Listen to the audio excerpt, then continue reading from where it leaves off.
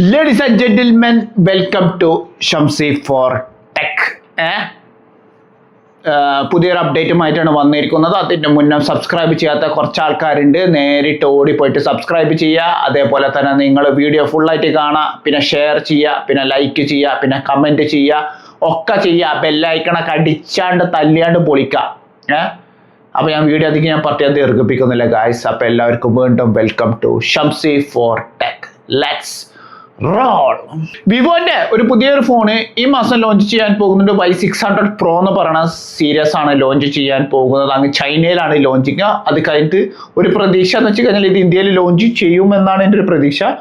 അറിയില്ല, പക്ഷെ സ്പെക്കിലേക്ക് നമുക്ക് കിടക്കാം. ഇതൊരു മീഡിയാടെക്കിന്റെ ഡിമെൻസിറ്റി 7300E എന്ന് പറയുന്ന ചിപ്സെറ്റ് വെച്ചിട്ടാണ് ഇറങ്ങുന്നത്. 120 Hz refresh rate, 6.8 ഇഞ്ചിന്റെ AMOLED screen, 120 Hz refresh rate. UFS ആണെങ്കിൽ 3.1 ആണ് വരുന്നത്. പിന്നെ 90 വാട്ട്സിന്റെ ചാർജർ. കാര്യങ്ങളൊക്കെ പറഞ്ഞപ്പോൾ മനസ്സിലാവില്ല. പിന്നെ ഇത് LPDDR5Xന്റെ റാം ആയിരിക്കും വരാന്നാണ് ഒരു പ്രതീക്ഷ. പിന്നെ UFS 3.1 ആണ്. ഡാറ്റ ട്രാൻസ്ഫറിങ് സ്പീഡും കാര്യങ്ങളൊക്കെ ഭയങ്കര ഫാസ്റ്റ് ആണ്. പിന്നെ 90 വാട്ട്സിന്റെ ചാർജർ ഞാൻ നേരത്തെ പറഞ്ഞിരുന്നു, ഇപ്പോഴും പറയണേ 90 വാട്ട്സിന്റെ ചാർജറാണ് വരാൻ പോകുന്നത്. ഏറ്റവും വലിയൊരു പ്രത്യേകതയും കൂടെ പറയാനുള്ളതെന്ന് വെച്ച് കഴിഞ്ഞാൽ ഇതിന്റെ ബാറ്ററിയാണ്. അതും മാസീവ് ലെവൽ ബാറ്ററിയാണ്. 10200 mAh carbon silicon technology battery വെച്ചിട്ടാണ് Y600 Pro ലോഞ്ച് ചെയ്യാൻ പോകുന്നത്.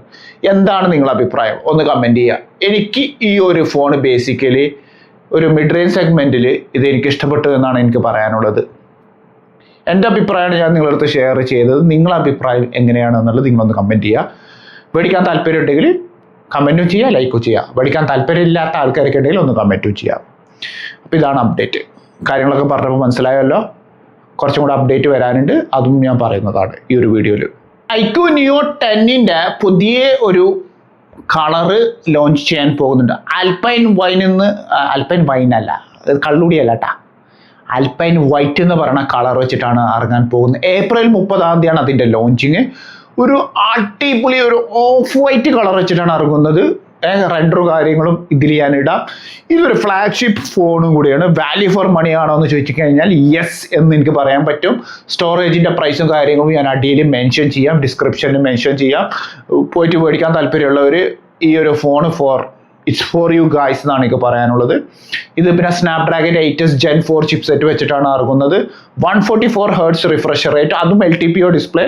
പിന്നെ 6.7 ഇഞ്ചിന്റെ AMOLED സ്ക്രീൻ വെച്ചിട്ടാണ് ഇറങ്ങുന്നത്. 120 വാട്ട്സിന്റെ ചാർജർ പെട്ടീൻ്റെ ഉള്ളിൽ ഉണ്ടായിരിക്കും. പിന്നെ കവറും മറ്റേ TPU കേസും കാര്യങ്ങളും ഒക്കെ ഉണ്ടായിരിക്കും. പിന്നെ സിം കാർഡിന്റെ എജക്റ്റിംഗ് ടൂളും കാര്യങ്ങളൊക്കെ അതിലുണ്ടാവും. അതൊന്നും നിങ്ങൾ പേടിക്കേണ്ട ആവശ്യമില്ല. സ്ക്രീൻ പ്രൊട്ടക്ടർ ഒട്ടിച്ചിട്ടാണ് വരുന്നത്. അതൊക്കെ നല്ലൊരു കാര്യമാണ്. പിന്നെ ഇത് അഡാപ്റ്റീവ് റിഫ്രഷ് റേറ്റ് ആണ്. അതും LTPO ഡിസ്പ്ലേ ആണ്. അതായത് 1 Hz to 144 Hz refresh rate ഇതിൽ വർക്ക് ചെയ്യും. പിന്നെ ഏറ്റവും പ്രത്യേകതയും കൂടെ പറയാനുള്ളതെന്ന് വെച്ച് കഴിഞ്ഞാൽ ഇതിൻ്റെ UFS ആണെങ്കിൽ അടിപൊളി UFS ആണ്. അതും 4.1 ആണ്. LPDDR5X റാമും പിന്നെ 12 GB വേരിയൻ്റ് റാമും ഒക്കെ വെച്ചിട്ട് ഇറങ്ങുന്നുണ്ട്. അതൊക്കെ ഞാൻ അടിയിൽ മെൻഷൻ ചെയ്യാം. ഏറ്റവും വലിയൊരു പ്രത്യേകതയും കൂടെ പറയാനുള്ളതെന്ന് വെച്ച് കഴിഞ്ഞാൽ ഇതിൻ്റെ ബാറ്ററി ബാക്കപ്പാണ്. 7000 mAh carbon silicon technology battery വെച്ചിട്ടാണ് ഈ ഒരു ഫോൺ ഇറങ്ങുന്നത്. പിന്നെ വേറൊരു കാര്യം കൂടെ പറയാനുള്ളതെന്ന് വെച്ച് കഴിഞ്ഞാൽ it comes with bypass charging. Great phone, ഒന്നും പറയാനില്ല.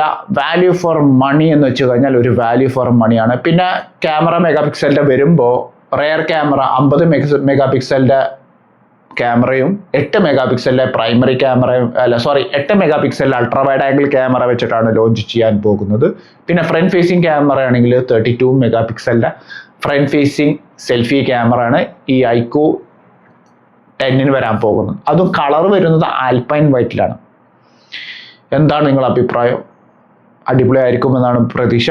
നാട്ടിൽ നിന്ന് മേടിക്കാൻ താല്പര്യം ഉണ്ടെങ്കിൽ നിങ്ങൾക്ക് നാട്ടിൽ നിന്ന് മേടിക്കാം, അല്ലെങ്കിൽ ഇവിടുന്ന് ആമസോണിൽ നിങ്ങൾക്ക് ഓർഡർ ചെയ്യാം, അല്ലെങ്കിൽ നൂണിന്നും നിങ്ങൾക്ക് ഓർഡർ ചെയ്യാം ഈ ഒരു phone. Irrespectively it's a great phone. വാട്സാപ്പിൻ്റെ ഒരു പുതിയൊരു അപ്ഡേറ്റ് വരാൻ പോകുന്നുണ്ട്. ഭയങ്കര ഇൻട്രസ്റ്റിംഗ് ആയിട്ടുള്ള ഒരു അപ്ഡേറ്റ് ആണ്. ഇത് പെട്ടെന്ന് റോൾ ഔട്ട് ആവും എന്നാണ് പറയുന്നത്. ഇത് ആൻഡ്രോയിഡിലാണെങ്കിൽ കുറച്ചും കൂടെ കാര്യങ്ങൾ ഈസിയാണ്. ഐഫോണിൽ ഇച്ചിരി ഡിലേ ആവാനാണ് സാധ്യത. ആവാണ്ടിരിക്കട്ടെ, ദാറ്റ്സ് എ ഗ്രേറ്റ് തിങ്. പക്ഷെ പറയാനുള്ളതെന്ന് വെച്ച് കഴിഞ്ഞാൽ നമ്മുടെ ഈ വാട്സാപ്പിൽ നമ്മൾ ചാറ്റ് ബാക്കപ്സ് ചെയ്യൂലേ, അത് ഗൂഗിൾ ഡ്രൈവിൽ കൂടെ ചെയ്യാം. ഈ ഗൂഗിൾ ഡ്രൈവ് ചെയ്യണമെന്നുണ്ടെങ്കിൽ നമുക്ക് എക്സിസ്റ്റിംഗ് ഇമെയിൽ ഐ ഡിയോ അല്ലെങ്കിൽ പുതിയ ഇമെയിൽ ഐ ഡിയോ ഒക്കെ വേണം. അങ്ങനെയാണ് നമ്മൾ ചാറ്റ് ബാക്കപ്പ് ചെയ്യുക. അത് ആൻഡ്രോയിഡിൽ. ഐഫോണിലാണെങ്കിൽ iCloud മുഖേന ചെയ്യുക. ഇനി പുതിയ അപ്ഡേറ്റിൽ എന്ന് വെച്ച് കഴിഞ്ഞാൽ വാട്സാപ്പ് തന്നെ സ്വന്തമായിട്ട് ഒരു ക്ലൗഡ് കൂടെ കൊണ്ടുവരാൻ പോകുന്നുണ്ട്. അതും 2GB സ്റ്റോറേജ് വെച്ചിട്ടുള്ള ഒരു ക്ലൗഡിലേക്കാണ് കൊണ്ടുവരാൻ പോകുന്നത്. അപ്പോൾ ഇതിൽ ഓപ്ഷൻ ഉണ്ട് ബാക്കപ്പ് ചെയ്യുന്നതിന് മുന്നേ. ഒന്നില്ലെങ്കിൽ നിങ്ങൾക്ക് ഗൂഗിൾ ഡ്രൈവ് വെച്ചിട്ട് ചെയ്യാം, അല്ലെങ്കിൽ വാട്സാപ്പിൻ്റെ ക്ലൗഡ് സ്റ്റോറേജ്. പക്ഷേ 2GB ആണ് ഇപ്പോൾ നിലവിലുള്ളത്. ഭാവിയിൽ ഒരു അപ്ഡേറ്റ് ചെയ്തിട്ട് കൂട്ടുമെന്നാണ് എൻ്റെ ഒരു പ്രതീക്ഷ. ഇനി ഐഫോണിലേക്ക് വരുമ്പോൾ സെയിം വൈസ് വെർസ തന്നെയാണ് പറയാനുള്ളത്. ഐഫോണിലാണെങ്കിൽ നമ്മൾ iCloudൻ്റെ ബാക്കപ്പ് സ്റ്റോറേജിലാണ് iCloudൻ്റെ ID അടിച്ചിട്ടാണ് ബാക്കപ്പ് ചെയ്യുക. ഏത്? വാട്സാപ്പിൻ്റെ ചാറ്റ്.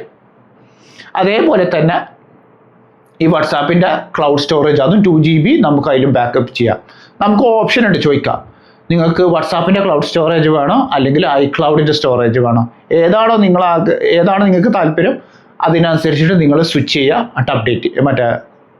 അപ്ഡേറ്റും ചെയ്യുക. അപ്ഡേറ്റ് അല്ല, ബാക്കപ്പ് ചെയ്യുക. തെറ്റിപ്പോയതാണ്, ബാക്കപ്പ് ചെയ്യുക. ഇനി വേറൊരു കാര്യം, ഇനി നിങ്ങൾക്ക് ഈ ബാക്കപ്പ് ചെയ്യുന്ന സമയത്ത് നിങ്ങൾക്ക് സ്വന്തമായിട്ട് ഒരു പാസ്വേഡ് ക്രിയേറ്റ് ചെയ്തിട്ട് ബാക്കപ്പ് ചെയ്യാം. അതും പോരാണ്ട് ഇനി നിങ്ങൾക്ക് പാസ്വേഡ് എൻക്രിപ്ഷൻ ഉണ്ട്. അത് 64 ഡിജിറ്റ് പാസ്വേഡ് അടിച്ചു കഴിഞ്ഞിട്ട് നിങ്ങൾക്ക് ബാക്കപ്പ് ചെയ്യാൻ പറ്റും. അപ്പോൾ ഇതിൽ എൻക്രിപ്ഷൻ ചെയ്യണ സമയത്ത് 64 ഡിജിറ്റ് പാസ്വേഡ് അടിച്ചു കഴിഞ്ഞാൽ ഒരു മനുഷ്യർക്കും നിങ്ങളുടെ ബാക്കപ്പ് അടിച്ചു മാറ്റാൻ പറ്റില്ല. ഇതാണ് അപ്ഡേറ്റ്. വാട്സാപ്പിൻ്റെ പുതിയ അപ്ഡേറ്റ് ഭയങ്കര ഇൻട്രസ്റ്റിംഗ് ആയിട്ടുള്ളൊരു അപ്ഡേറ്റ് ആണ്. എനിക്ക് വളരെ ഇഷ്ടപ്പെട്ടു. ഇനി നിങ്ങൾക്ക് വേറെ സീക്രസിയും കൂടെ പറഞ്ഞു തരാനുണ്ട്. ഇൻ കേസ് ഇപ്പോൾ നിങ്ങളുടെ എക്സിസ്റ്റിംഗ് ജിമെയിലിൽ 15 GB ആണല്ലോ നമുക്ക് തരാം ഫ്രീ ആയിട്ട്. അപ്പോൾ ബാക്കപ്പ് ചെയ്യുക, അല്ലെങ്കിൽ വേറെ ഏതെങ്കിലും നമ്മൾ ഈ ഗൂഗിൾ ഡ്രൈവിൽ നമ്മൾ ബാക്കപ്പ് ചെയ്യണ സമയത്ത് നമ്മുടെ ഡോക്യുമെൻറ്റ്സ് ഫോട്ടോസ് ഒക്കെ ഓട്ടോമാറ്റിക്കായിട്ട് ബാക്കപ്പ് ചെയ്യും. അപ്പോൾ അത് നമുക്കൊരു വലിയൊരു പ്രോബ്ലം ആയിട്ട് മാറും. അതിന് പകരം നിങ്ങൾക്ക് ഒരു വേറൊരു ഇമെയിൽ ID വെച്ചിട്ട് നിങ്ങളുടെ എക്സിസ്റ്റിംഗ് ചാറ്റ്സ് ഉണ്ടല്ലോ, ആ പുതിയ ഇമെയിൽ IDയിലേക്കും നമുക്ക് ബാക്കപ്പ് ചെയ്യാൻ ഓപ്ഷൻ ഉണ്ട്. ഇതൊരു പുതിയൊരു ട്രിക്കാണ്. നിങ്ങൾ ചെയ്ത് കഴിഞ്ഞാൽ ഭയങ്കര ഇൻട്രസ്റ്റിംഗ് ആയിരിക്കും. അപ്പോൾ ഞാൻ ഈ പറഞ്ഞ പോലത്തെ കാര്യങ്ങളൊക്കെ നിങ്ങൾ വാട്സാപ്പിൽ പോയിട്ട് അപ്ഡേറ്റ് ചെയ്യുക. ഈ അപ്ഡേറ്റ് എന്തായാലും എത്രയും പെട്ടെന്ന് മിക്ക ഫോണുകളിലും റോൾ ഔട്ട് ആവുമെന്നാണ് എനിക്ക് നിങ്ങളോട് പറയാനുള്ളത്. OnePlusൻ്റെ പുതിയ ടാബ്ലറ്റ് ഈ മാസം ലോഞ്ച് ചെയ്യാൻ പോകുന്നുണ്ട്. OnePlus Pad 4 എന്ന് പറയുന്ന ടാബ്ലറ്റാണ് ലോഞ്ച് ചെയ്യാൻ പോകുന്നത്. 13.2 ഇഞ്ചിൻ്റെ IPS LCD സ്ക്രീനാണ് ഇത്. AMOLED സ്ക്രീനോ അല്ലെങ്കിൽ OLED ഡിസ്പ്ലേ വെച്ചിട്ടൊന്നല്ല ഇത് ഇറങ്ങുന്നത്. പിന്നെ ഇതൊരു 144 Hz റിഫ്രഷ് റേറ്റ് ആണ്. അതും LTPS ആണ് വരുന്നത്. 60 to 144 Hz റിഫ്രഷ് റേറ്റിലായിരിക്കും നമുക്ക് സെറ്റിങ്സും കാര്യങ്ങളൊക്കെ ചെയ്യുക. ഗെയിം കളിക്കുന്ന സമയത്ത് 144 ചെയ്യുക, അല്ലെങ്കിൽ നിങ്ങൾ ഏതെങ്കിലും സാധാരണ നോർമൽ ആപ്ലിക്കേഷൻസ് യൂസ് ചെയ്യണമെങ്കിൽ 60 Hz നിങ്ങൾക്ക് മാറ്റാനും പറ്റും. ബാറ്ററി ആണെങ്കിൽ 13380 mAh ബാറ്ററി ബാക്കപ്പ് ആണ് വെച്ചിട്ട് ഇറങ്ങുന്നത്. 13.2 ഇഞ്ചിൻ്റെ IPS LCD ഡിസ്പ്ലേ. പിന്നെ UFS ആണെങ്കിൽ 4.1 ആണ് വരുന്നത്. LPDDR5X RAM. പിന്നെ ഇന്റർണൽ സ്റ്റോറേജ് വരുന്നത് 256 GB 512 വേരിയന്റും വെച്ചിട്ട് ഈ OnePlus Pad 4 ഇറങ്ങാൻ പോകുന്നുണ്ട്. ഗെയിം കളിക്കാൻ പറ്റിയ ആൾക്കാരുണ്ടെങ്കിൽ ഈ ഒരു ടാബ് നിങ്ങൾക്ക് ഓപ്റ്റ് ചെയ്യാവുന്നതാണ്. പിന്നെ പ്രോസസ്സർ ആണെങ്കിൽ ഇത് സ്നാപ്ഡ്രാഗൻ്റെ 8 Gen 5 ചിപ്സെറ്റ് വെച്ചിട്ടാണ് ഇറങ്ങുന്നത്. ഇതിൽ ഒരു ഫ്ലോ എനിക്ക് പറയാനുള്ളതെന്ന് വെച്ച് കഴിഞ്ഞാൽ IPS LCD പകരം ഇതൊരു AMOLED ഡിസ്പ്ലേ ആയിരുന്നെങ്കിൽ ഇറ്റ്സ് എ ഗ്രേറ്റ് ടാബ്ലറ്റ് ആയിരുന്നു എന്നാണ് എനിക്ക് പറയാനുള്ളത്. രണ്ടാമത്തെ ഒരു ഫ്ലോ ഇതിൻ്റെ റിഫ്രഷ് റേറ്റ് ആണ്. ഇത് 60 to 144 Hz പകരം ഇതൊരു 1 to 144 ആയിരുന്നു എന്നുണ്ടെങ്കിൽ ഇറ്റ്സ് എ ഗ്രേറ്റ് ടാബ്ലറ്റ് എന്നാണ് എനിക്ക് നിങ്ങളുടെ അടുത്ത് പറയാനുള്ളത്. ഇത് ബഡ്ജറ്റ് ഇച്ചിരി കുറവും കൂടെ ആയിരിക്കും എന്നാണ് എൻ്റെ ഒരു പ്രതീക്ഷ. പിന്നെ അതും പോരാണ്ട് വേപ്പർ ചേമ്പർ കൂളിംഗ് സിസ്റ്റം ഉണ്ട് ഇതിൽ. അപ്പോൾ ഗെയിം കളിക്കുന്ന ആൾക്കാരുണ്ടെങ്കിൽ ഈ ഒരു ടാബ് നിങ്ങൾക്ക് പറ്റിയ ഒരു ടാബ്ലറ്റാണ്. റെൻഡറും ഒക്കെ ഞാൻ ഇതിലിടുന്നുണ്ട്. പ്രൈസും കാര്യങ്ങളും ഞാൻ അടിയിൽ മെൻഷൻ ചെയ്യാം. എന്താണ് നിങ്ങളുടെ അഭിപ്രായം? ഇത് മേടിക്കാൻ താല്പര്യമുണ്ടോ എന്നുള്ളത് നിങ്ങൾ അഭിപ്രായപ്പെടാം.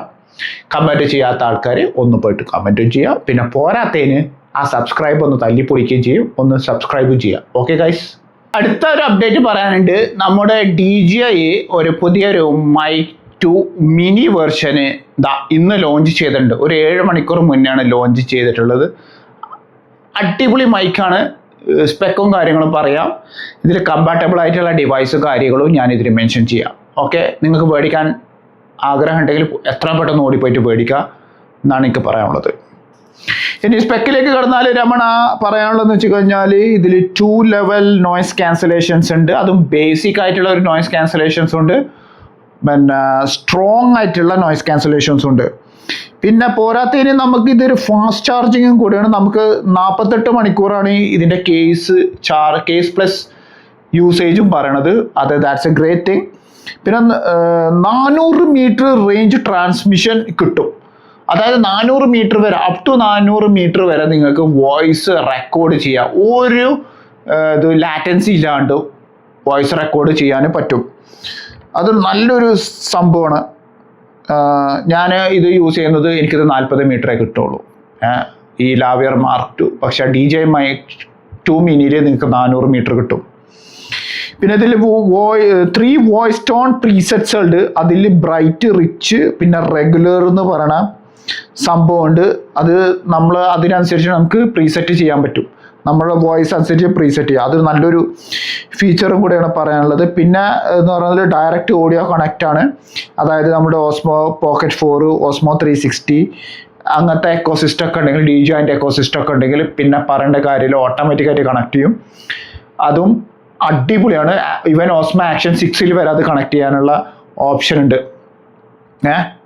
പിന്നെ വേറെ എന്താ പറയണത്, ഒമിനി ബൈ ഡയറക്ഷണൽ മൈക്കും കൂടെ വരുന്നുണ്ട്. അതായത് എല്ലാ ഡയറക്ഷൻസിലും ഇതിന് മൈക്ക് പ്രവർത്തിക്കും.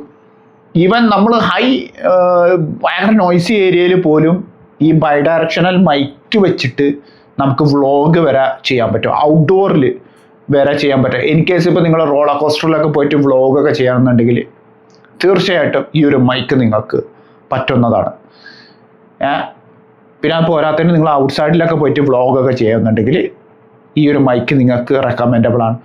പിന്നെ ഒരു കാര്യം കൂടെ പറയാനുള്ളതെന്ന് വെച്ച് കഴിഞ്ഞാൽ ഈ ഒരു മൈക്കിന് പല പല കളറുകളും വരുന്നുണ്ട്. ചവല, മഞ്ഞ, പച്ച, ചുവപ്പ് അങ്ങനത്തെ കളറുകളൊക്കെ നമുക്ക് ചേഞ്ച് ചെയ്യാൻ പറ്റും. ഇത് പിന്നെ ഒരു കിറ്റ് കിട്ടും. ആ കിറ്റുമ്മ ജസ്റ്റ് ഈ മൈക്കിൻ്റെ ഇവിടെ വെച്ചിട്ട് ഒന്ന് ജസ്റ്റ് ടാപ്പ് ചെയ്ത് കൊടുത്തു കഴിഞ്ഞാൽ ഒരു മാഗ്നറ്റിക് അവിടെ വെച്ച് കഴിഞ്ഞാൽ നിങ്ങൾക്ക് ഏത് കളറാണ് വേണ്ടത് ആ കളർ അനുസരിച്ചിട്ട് നിങ്ങൾക്ക് മൈക്ക് യൂസ് ചെയ്യാം. ഇപ്പോൾ നിങ്ങളുടെ ഡ്രസ്സിൻ്റെ കളറ് ചുവപ്പാണെങ്കിൽ നിങ്ങൾക്ക് ചുവപ്പ് ഉപയോഗിക്കാം, പച്ചയാണെങ്കിൽ പച്ച, മഞ്ഞാണെങ്കിൽ മഞ്ഞ, ചവലാണെങ്കിൽ ചവല, ഈ കളറുകളൊക്കെ നിങ്ങൾക്ക് ഇതിൽ ഉപയോഗിക്കാം. അപ്പോൾ നല്ലൊരു വാല്യൂ ഫോർ മണി മൈക്കും കൂടെയാണെന്ന് പറയാനുള്ളത് എനിക്ക് നിങ്ങളുടെ അടുത്ത്. ഇതാണ് അപ്ഡേറ്റ് DJIൻ്റെ സൈഡിൽ നിന്ന്. തീർച്ചയായിട്ടും ഒരു കണ്ണിൻ്റെ അതിൻ്റെ പുറത്തുണ്ട് എന്നാണ് എനിക്ക് നിങ്ങളുടെ അടുത്ത് പറയാനുള്ളത്. അപ്പോൾ നോക്കട്ടെ, തീരുമാനമായി കഴിഞ്ഞാൽ ഞാൻ നിങ്ങളെ അറിയിക്കാം. ലാസ്റ്റത്തെ ന്യൂസ് അപ്ഡേറ്റിലേക്ക് കടന്നാലോ. ലാസ്റ്റത്തെ ഒരു ന്യൂസ് അപ്ഡേറ്റ് പറയാനുള്ളതെന്ന് വെച്ച് കഴിഞ്ഞാൽ നമ്മുടെ കാനോൺ ഒരു വീഡിയോ ക്യാമറ ഇറക്കാൻ പോകുന്നുണ്ട്. R6 എന്ന് പറയുന്ന ക്യാമറയാണ് ഇറക്കാൻ പോകുന്നത്. ഇതൊരു കോമ്പറ്റീഷൻ എന്ന് വെച്ച് കഴിഞ്ഞാൽ നിക്കോണിൻ്റെ ZR-9 ആണ് കോമ്പറ്റീഷന്. കാരണം എന്ന് വെച്ച് കഴിഞ്ഞാൽ ഇതിൽ LCD സ്ക്രീന് ഇല്ല എന്നുള്ളതാണ് സത്യം. EVF ഇലക്ട്രോണിക് വ്യൂ ഫൈൻഡർ ഇതിലില്ല. നിക്കോൺ ZR-ൽ EVF ഇല്ല. അതേപോലെ തന്നെയാണ് കാനോണിൻ്റെ R6 എന്ന് പറയുന്ന ഈ ഒരു ക്യാമറയിലും EVF ഇല്ല. ക്യാമറ മെഗാ പിക്സലിലേക്ക് വരുമ്പോൾ ഇതൊരു 32.5 FSI സെൻസറാണ് വരുന്നത്. അതും CMOS സെൻസറാണ് വരുന്നത്. FSI എന്ന് പറഞ്ഞു കഴിഞ്ഞാൽ ഫ്രണ്ട് സൈഡ് ഇലൂമിനേറ്റഡ് സെൻസർ എന്നാണ് പറയുക, FSI. ഓക്കെ, പിന്നെ ഇതിൻ്റെ സ്ക്രീന് വരുന്നത് 3.1 ഇഞ്ചിൻ്റെ LCD സ്ക്രീനാണ് വരുന്നത്. പിന്നെ 2.1 മില്യൺ ഡോട്ട്സ് ആണ് സ്ക്രീനിൻ്റെ റെസൊല്യൂഷന്. പിന്നെ ഓപ്പൺ ഗേറ്റ് ഫീച്ചർ ഉണ്ട്. നമുക്ക് 7.1K നമുക്ക് ഓപ്പൺ ഗേറ്റും കാര്യങ്ങളും ഒക്കെ നമുക്ക് ഷൂട്ട് ചെയ്യാൻ പറ്റും. പിന്നെ 12-bit റോലാണ് നമുക്ക് വീഡിയോ ഒക്കെ എടുക്കാം. പിന്നെ ഒരു കാര്യം കൂടെ പറയാനുള്ളത്, ഇത് 2 മെമ്മറി കാർഡ്സ് സ്ലോട്ട്സ് ആണ് വരുന്നത്. ഒന്ന് ഒരു CF എക്സ്പ്രസ് കാർഡും പിന്നെ ഒരു UHS ടൈപ്പ് B കാർഡുമാണ് ഈ ഒരു കാനോണിൻ്റെ R6 എന്ന് പറയുന്ന ഈ ഒരു ക്യാമറയിൽ വരാൻ പോകുന്നത്. ഇതിൻ്റെ ഒരൊറ്റ ഫ്ലോ എന്ന് പറയണത്, ഒരു ഡ്രോബാക്ക് പറയാനുള്ളതെന്ന് വെച്ച് കഴിഞ്ഞാൽ ഇവരുടെ സ്വന്തം കളർ ഗ്രേഡിങ് ഫീച്ചറുകൾ ഇതിൽ കൊടുത്തിട്ടില്ല എന്നുള്ളതാണ് ഏറ്റവും വലിയൊരു ഡ്രോബാക്ക്. നിക്കോൺ ZR-ന്റെ ഒരു പ്രത്യേകത എന്ന് വെച്ച് കഴിഞ്ഞാൽ ഞാൻ അതിനെക്കുറിച്ചിട്ട് ഒരു ഹൈപ്പ് വെച്ചിട്ട് പൊക്കി പറഞ്ഞല്ല കേട്ടാ. കനോണ് അത് മാറ്റിപ്പിടിക്കും എന്നാണ് എൻ്റെ ഒരു പ്രതീക്ഷ. നിങ്ങൾ ശ്രദ്ധിച്ച് കേൾക്കണം. നിക്കോണിൽ അവരുടെ എൻഡ്രോ എന്ന് പറയുന്ന റെഡ്രോ കളർ ഗ്രേഡിങ് സാധനം അതിൻ്റെ ഉള്ളിലുണ്ട്. അതും 12 ബിറ്റ്. പിന്നെ പോരാതെ തന്നെ ആപ്പിൾ ProRes, അത് പല ഫോർമാറ്റിലും നമുക്ക് ഷൂട്ട് ചെയ്യാം. പിന്നെ അത് പോരാണ്ട് 4Kയും കാര്യങ്ങളും ഒക്കെ ചെയ്യാം. ഇതിലൊരു ഫ്ലോ വീണ്ടും പറയാനുള്ളത്, കാനോണിനോട് നിങ്ങളുടെ LCD സ്ക്രീന് 3.1 കൊടുക്കുന്നത് വളരെ മോശമായി. അതൊരു 4 ഇഞ്ച് ആയിരുന്നെന്നുണ്ടെങ്കിലുണ്ടല്ലോ വേറെ അഭിപ്രായം ഞാൻ പറഞ്ഞിരുന്നു. പക്ഷെ 3.1 ഇഞ്ചാണ്. പക്ഷെ നിക്കോണിൻ്റെ ZR-ലേക്ക് വരുമ്പോൾ അവർ 4 ഇഞ്ചിലാണ് കൊടുത്തിട്ടുള്ളത്. അപ്പം ഇതൊക്കെയാണ് പറയേണ്ട കാര്യങ്ങൾ. നിങ്ങൾ ഇച്ചിരിയും കൂടെ ഇരുന്നിട്ട് നിങ്ങളുടെ കളർ ഗ്രേഡിങ് ഫീച്ചറുകൾ ഈ പുതിയ വീഡിയോ ക്യാമറകളിൽ കൊണ്ടുവരാണമെന്നാണ് പറയണത്. ഓപ്പൺ ഗേറ്റ് അറിയാലോ നിങ്ങൾക്ക്, അത് 7K അതിലാണ് ഷൂട്ട് ചെയ്യാമല്ലോ. ഓപ്പൺ ഗേറ്റ് എന്ന് പറഞ്ഞു കഴിഞ്ഞാൽ നമ്മുടെ സെൻസർ വലുതാണെന്നുള്ള മിക്കവർക്കും ഞാൻ മുന്നത്തെ ഒരു വീഡിയോയിൽ പറഞ്ഞിരുന്നു. സാധാരണ നമ്മൾ ഷൂട്ട് ചെയ്യുക 16:9 ആസ്പെക്ട് റേഷ്യോയിലാണ് ഷൂട്ട് ചെയ്യുക. പക്ഷെ നമുക്ക് ഓപ്പൺ ഗേറ്റിൽ നമുക്ക് 3:1 ആസ്പെക്ട് റേഷ്യോയിലും ഷൂട്ട് ചെയ്യാം, 1:1 ആസ്പെക്ട് റേഷ്യോയിലും ഷൂട്ട് ചെയ്യാം. അതുകൊണ്ടുള്ള ഒരു അഡ്വാൻറ്റേജ് എന്ന് വെച്ച് കഴിഞ്ഞാൽ ഏത് സോഷ്യൽ മീഡിയ പ്ലാറ്റ്ഫോമിലാണോ നിങ്ങൾക്ക് വീഡിയോ അപ്ലോഡ് ചെയ്യേണ്ടത് ആ ഫോർമാറ്റിൽ നിങ്ങൾക്ക് അപ്ലോഡ് ചെയ്യാം. ഇപ്പോൾ ഇൻസ്റ്റാഗ്രാം നിങ്ങളോട് പറയുന്നത് 1:1 ആസ്പെക്ട് റേഷ്യോയിലാണ് നിങ്ങൾക്ക് ഷൂട്ട് ചെയ്യണമെന്നുണ്ടെങ്കിൽ 1:1 ആസ്പെക്ട് റേഷ്യോയിൽ നിങ്ങൾക്ക് എഡിറ്റ് ചെയ്തിട്ട് അതിലേക്ക് വീഡിയോ അപ്ലോഡ് ചെയ്യാം. ഇനി നിങ്ങളെ ഫേസ്ബുക്ക് നിങ്ങളോട് പറയണേ എനിക്ക് 3:2 ആസ്പെക്ട് റേഷ്യോയിലാണ് വേണമെന്നുണ്ടെങ്കിൽ നിങ്ങൾക്ക് 3:2 ആസ്പെക്ട് റേഷ്യോയിൽ നമുക്ക് എഡിറ്റ് ചെയ്തിട്ട് അതിലും വീഡിയോ അപ്ലോഡ് ചെയ്യാം. ഇതാണ് ഓപ്പൺ ഗേറ്റ് എന്ന് പറയുന്ന ഫീച്ചർ. പിന്നെ ഈ ഓപ്പൺ ഗേറ്റിൻ്റെ ഫീച്ചർ ഒരു പ്രത്യേകതയും കൂടെ ഉണ്ട്. ഇപ്പോൾ എൻ്റെ ആ വലിപ്പം കണ്ടില്ലേ, ഇപ്പം ഇത്രേ ഉള്ളൂ ആണോ, കണ്ടല്ലോ, ശ്രദ്ധിച്ചുണ്ടല്ലോ. ഇനി ഓപ്പൺ ഗേറ്റിൽ ഷൂട്ട് ചെയ്യുന്ന സമയത്ത് നമുക്ക് വേണമെങ്കിൽ അതിൻ്റെ ആസ്പെക്ട് റേഷ്യോ ഇത്ര ആക്കിയിട്ട് നമുക്ക് ഷൂട്ട് ചെയ്യാൻ പറ്റും. എൻ്റെ ഈ കുടവയർ ഇത്ര അല്ലേ നിങ്ങൾക്ക് കാണാൻ പറ്റണം, അതിന് പകരം നിങ്ങൾക്ക് എൻ്റെ വയർ ഫുള്ള് കുടവയർ നിങ്ങൾക്ക് ശ്രദ്ധിച്ച് കാണാൻ പറ്റും. അതും ഒരു ഓപ്പൺ ഗേറ്റിൻ്റെ ഒരു വലിയൊരു പ്രത്യേകതയാണ്. ഇത് അധികം ഷൂട്ട് ചെയ്യുന്ന ആൾക്കാരെന്ന് വെച്ച് കഴിഞ്ഞാൽ ഈ വെഡ്ഡിങ് ഫോട്ടോഗ്രാഫേഴ്സ് ഒക്കെയാണ് ഈ ഒരു ഓപ്പൺ ഗേറ്റ് ഫീച്ചർ യൂസ് ചെയ്യുന്നത്. ഈ ഡോക്യുമെൻ്ററി ഷൂട്ടിങ് അതേപോലെ സിനിമാറ്റിക് വീഡിയോസൊക്കെ ഷൂട്ട് ചെയ്യുന്ന ആൾക്കാരാണ് ഈ ഓപ്പൺ ഗേറ്റ് യൂസ് ചെയ്യുക. മനസ്സിലായല്ലോ. ഇനി ഓരോ ഓപ്പൺ ഗേറ്റിൻ്റെ ഒരു പ്രത്യേകത കൂടെ പറയാനുണ്ട്. ഇതിൽ ഇനി നിങ്ങൾക്ക് അനമോർഫിക്കിൻ്റെ ലെൻസുകൾ ഉണ്ടല്ലോ, അത് വൈഡ് ആംഗിൾ അനമോർഫിക് ഈ ഒരു ആസ്പെക്ട് റേഷ്യോയിൽ 3:2 ആസ്പെക്ട് റേഷ്യോ അല്ലെങ്കിൽ 1:1 ആസ്പെക്ട് റേഷ്യോയിൽ വീഡിയോ ഷൂട്ട് ചെയ്യാനും പറ്റും. ഇതൊക്കെയാണ് ഞാൻ കാര്യങ്ങൾ പറഞ്ഞത്. എനിക്ക് ഈ ഒരു അറ്റംപ്റ്റ് കൊടുക്കുന്നതിൽ കാനോണ് ഈ ഒരു അറ്റംപ്റ്റ് കൊടുക്കുന്നതിൽ എനിക്ക് സന്തോഷമുണ്ട്. പക്ഷേ is it great comparing from Nikon ZR ആണോ എന്ന് ചോദിച്ചു കഴിഞ്ഞാൽ അല്ല എന്നുള്ളതാണ് എൻ്റെ ഒരു പേഴ്സണൽ അഭിപ്രായം. പിന്നെ പ്രൈസിൻ്റെ കാര്യങ്ങളൊന്നും അവർ ഒഫീഷ്യലായിട്ട് റിവീലൊന്നും ചെയ്തിട്ടില്ല. നിക്കോണിൻ്റെ പ്രൈസിനെക്കാട്ടിയും കുറച്ചിട്ട് ഇത് ഇറക്കുന്നുണ്ടെങ്കിൽ സെല്ലാവും എന്നാണ് എനിക്ക് പറയാനുള്ളത്. എന്താണ് നിങ്ങളുടെ അഭിപ്രായം ഒന്ന് കമൻറ്റ് ചെയ്യുക. അപ്പോൾ ഞാൻ വീഡിയോ വൈൻഡപ്പ് ചെയ്യാണ്. അപ്പോൾ എല്ലാവർക്കും എൻ്റെ വീഡിയോ ഇഷ്ടപ്പെട്ട് കഴിഞ്ഞാൽ എല്ലാവരും ലൈക്കും കമൻറ്റും സബ്സ്ക്രൈബും ഷെയറും ചെയ്യാം. അതുവരെക്കും എല്ലാവർക്കും എൻ്റെ ഹൃദയം നിറഞ്ഞ വലിയൊരു ഗുഡ് ബൈ.